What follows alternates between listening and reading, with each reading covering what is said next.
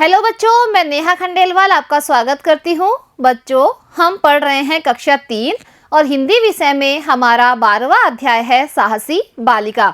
तो बच्चों, आज हम इस अध्याय में करेंगे भाषा की बात। तो देखते हैं बच्चों, भाषा की बात में हम आज क्या सीखेंगे।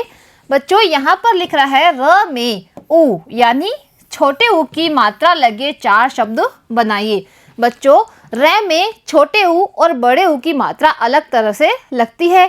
तो हम सबसे पहले देखते हैं कि वह मात्रा किस किस तरह से लगती है।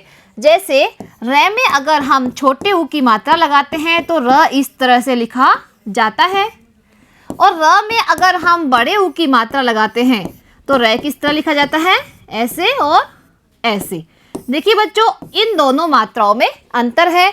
इसमें लगा है छोटे उ की मात्रा और इसमें लगी है बड़े उ की मात्रा। तो बच्चों, सबसे पहले हम छोटे उ की मात्रा लगे 4 शब्द यहाँ पर बनाएंगे। जैसे एक यहाँ लिखा हुआ है रुपया। इसी तरह बच्चों हम बनाते हैं यहाँ पे दूसरा शब्द। दूसरा शब्द है रुद्र।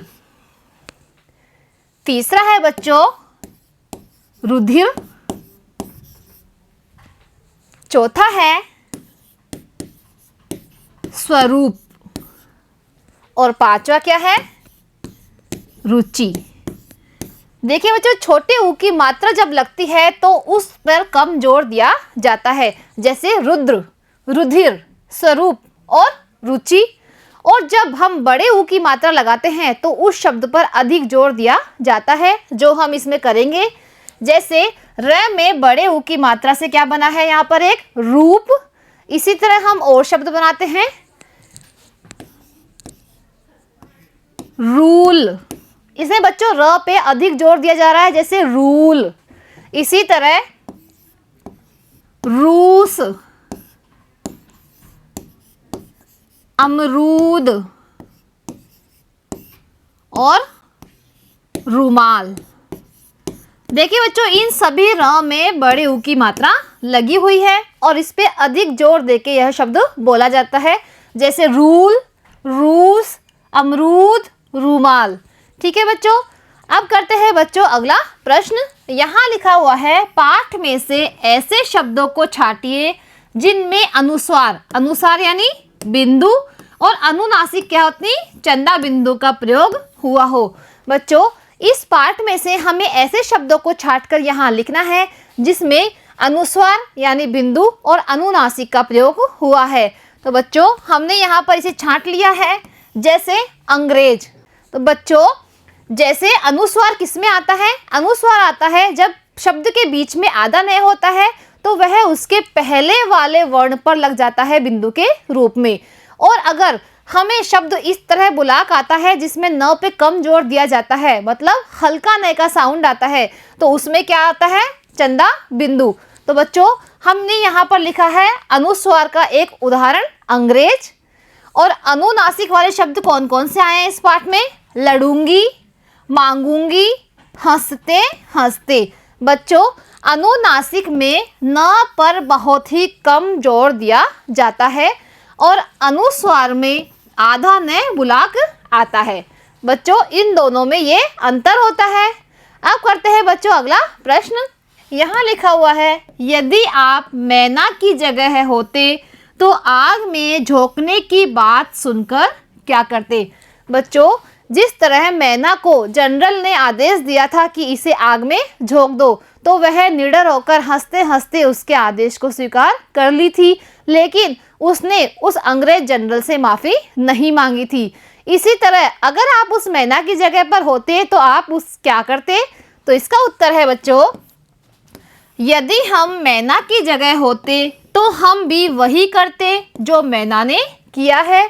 उस जनरल को निडर होकर उत्तर देते और हंसते हंसते अपने प्राणों का बलिदान कर देते, परंतु उससे कभी क्षमा नहीं मांगते।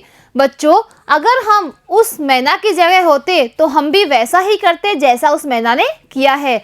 हम भी उस अंग्रेज जनरल के आगे निडर होकर हंसते हंसते अपने प्राणों का बलिदान दे देते, लेकिन उससे कभी माफ़ी नहीं मांगते, क्योंकि हमें भी हमारे देश की आज़ादी ही प्यारी है।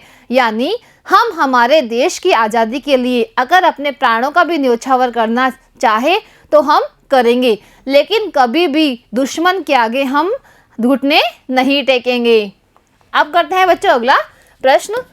इस कहानी जैसी ही और कौन कौन सी कहानियां हैं, चर्चा करें। बच्चों, जैसे यहाँ पर अध्यापक जी ने एक कहानी सुनाई थी साहसी बालिका की, उसी तरह अगर और कोई भी कहानी हमें आती है तो वह हमें बतानी है। तो देखिए बच्चों, इस तरह की और कौन कौन सी कहानियां हैं। ऐसी ही कहानी है गुरु भक्त वीर बालिका कालीबाई की, जिसने भी अंग्रेजों से निडर होकर सामना किया था। जब अंग्रेज उनके गुरुजी को उस गाड़ी के पीछे बांध कर ले जा रहे थे तो उसने उसके गुरुजी की जान बचाई थी, जिसने अपना बलिदान देकर अपने गुरु सेंगाबाई की जान बचाई थी। उसने अपने गुरुजी जो सेंगाबाई थे उनकी जान बचाने के लिए अपना क्या दे दिया था, बलिदान दे दिया था। ऐसी थी बच्चों गुरु भक्त वीर बालिका कालीबाई। ठीक है बच्चों, अब देखिए अगला प्रश्न।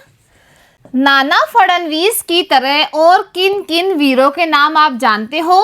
नामों की सूची तैयार करें। बच्चों, जैसे एक देशभक्त था उसका नाम था नाना फडणवीस, उसी तरह अगर और कोई भी वीरों के नाम हम जानते हैं तो उसकी सूची हम यहाँ पर तैयार करते हैं।